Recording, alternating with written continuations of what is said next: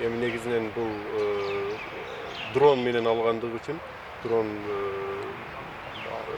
абадан тасма алганда абадан жана дрон техникалык себептерден улам түшүп кетип кызматчынын башын жарып кеткен оң жак тарабын.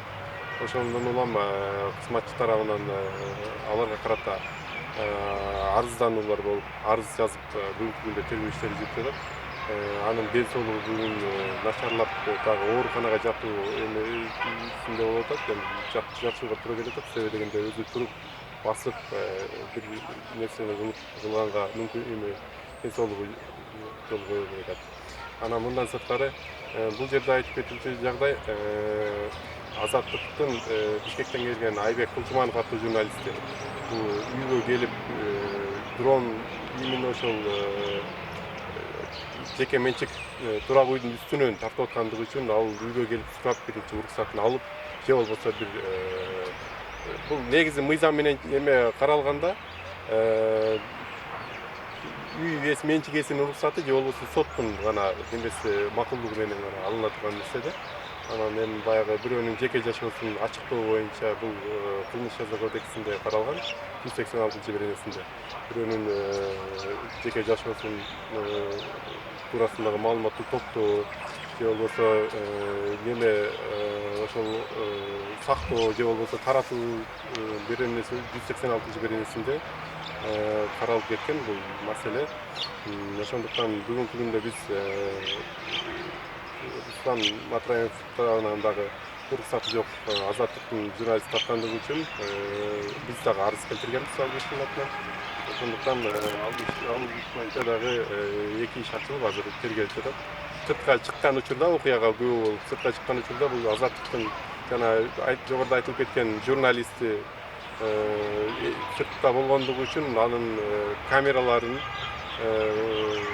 жана аппаратураларын айтылып кетип аткан аппаратураларын күч колдонуусуз тергөө органдарына как доказательство катары мына биздин территорияны тартып атат деген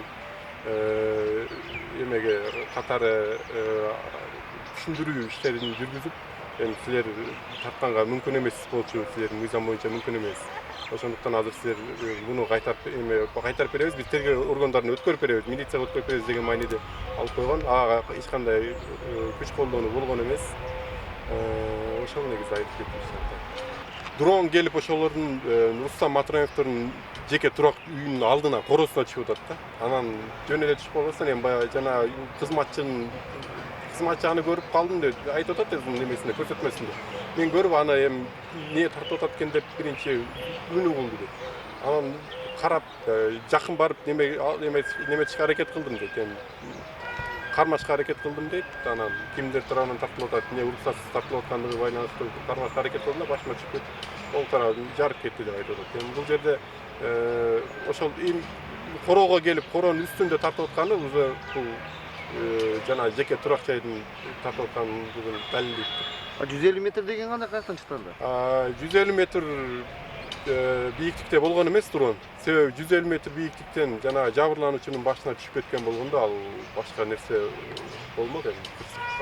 Болмок эми. Ошондуктан бул жакын тегеректе болгондугу үчүн ошол коронун алдына түшүп кеткен.